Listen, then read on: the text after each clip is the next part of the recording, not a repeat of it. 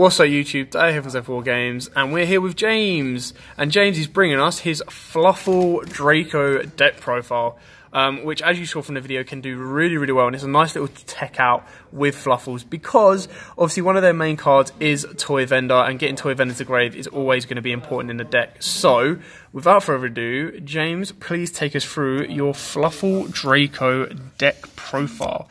And obviously, as you can see, he's got the very beautiful sneak peek mat from this weekend. One of the best I've seen for a while. So, what have we got, James? Start us off. For starting off monsters, the only Fluffal I play at free is free Fluffal Penguin.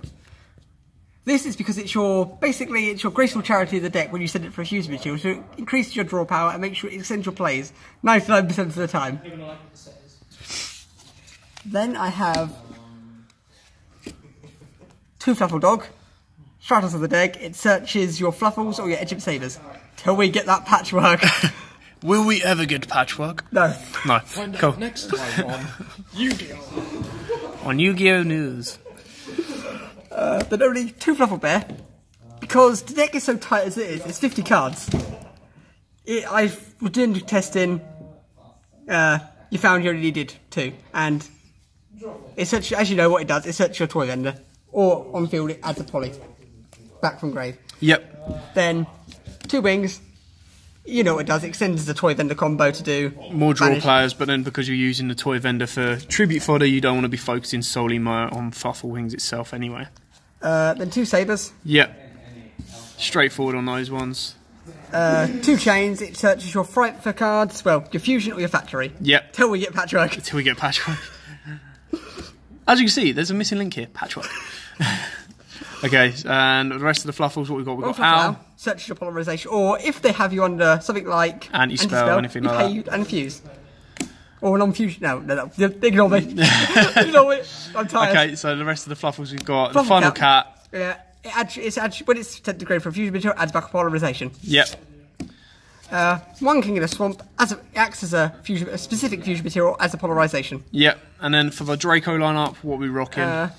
One Ignis Heat. Yep. One Maiden. Yep. And then two Masterpiece. Two Masterpiece. Excellent. And then for the spell lineup. Right. He has to think about this one. The spell lineup is quite heavy, but it's obviously going to be as strong as it possibly can be. Just bang them all out. So we got three. What we got? Free diagram. Free diagram. Excellent. You know what it does by now. Yeah. I don't really need to explain it. Free pot of desires. Is that right? Yeah, free pot of desires. Don't need to really explain these cards. There's very few spells you will need to explain. Everyone should know these by now. Triple Vendor. Triple Vendor. Not going to explain it. You know what it does. Free Polarization. Two True Draco Heritage. Yep. For every True Draco spell trap, for different types of cards that descend from the field to the grave this turn, you draw one. So even more draw power. I'm trying to get out this deck. Then two Fright the Factory.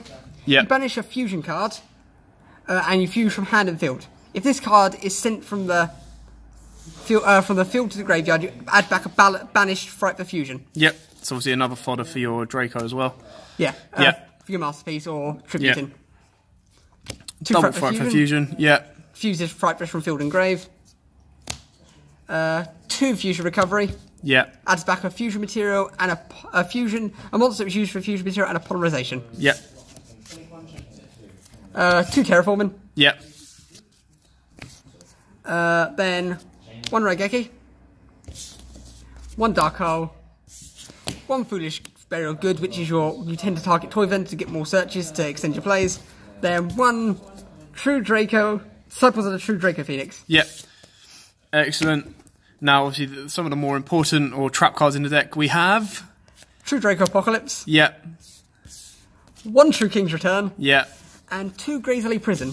This is D-Barrier, but helps fusion decks. It stops, you do it on your opponent's turn, and you or them can't XYZ or synchro till the end of the next turn, so it's a free turn to XYZ synchro D-Barrier. So obviously this is basically, you would probably take those out now with Spirals coming out and probably put in stuff like Strikes, or you probably put in more Apocalypses or anything like that, but Gray's Prison is still very, very strong to be played in the main deck, especially in a fusion based deck.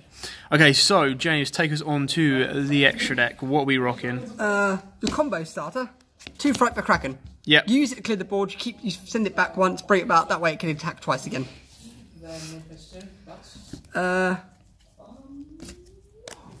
3 Fright for Sabertooth. Most important Fluffal, or Fright for. You want to keep the fusion materials in hand, it creates a chain, so his effect can't be striked. You make him chain link 1 and the the monster material in the graveyard chain link 2, that way he can revive without being striked. Then we have 2 Fright for Sheep. Hold on. Lightning, similar to lightning, when it attacks, your opponent can't respond to it. You can revive it with 800 extra attack.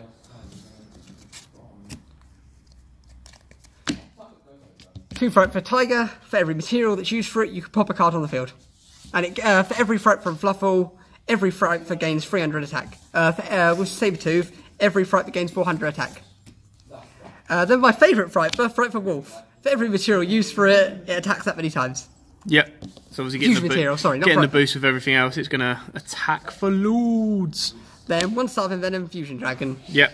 It's not a pure build, so I thought, if you need to, you could go into it. Then just some generic rank 4s. Cowboy, Dark Rebellion, and Castell. Yep, so you could probably take some of those out for the new number 41 Bazooka as well. So it's obviously a nice little touch to the deck. And then finally, a deco tool. Just the one deco for the link. For when you have to. For when you need to link, yeah. So obviously, there's a couple of options you can tweak and twirl. This is just a skeleton for the deck for you guys to trial out. There is stuff like Instant Fusion you can play to probably extend your combos if you wish to. I can do that with Synchro plays. I do that. Instant Fuse out Sphexius, use a rank for it, a level 3 to make Omega. Yep. Omega, and then pitch Omega off. So it gives there are options to work around this deck as well and tweak it and twerk it and kind of make it what you want it to make it. But it's still a very fun and innovative deck without the use of patchwork. Which the second we do get that, it will make the deck a whole lot better, as we all know. But that is James's take on the deck. Don't forget to give it a big thumbs up if you liked it or enjoyed it. Share it around. Like, comment, subscribe, share the whole 9 yards, and we'll have many more deck profiles coming up for you this week, especially because of the release of Circuit Break. So, like, comment, subscribe, share, and until next time, guys, as always, happy dueling. If you like that video, why not check out our other videos available? We've got more deck profiles, pack openings, and of course, duels. And don't forget to click on the most important button of all, that subscribe button, right in the bottom left-hand corner.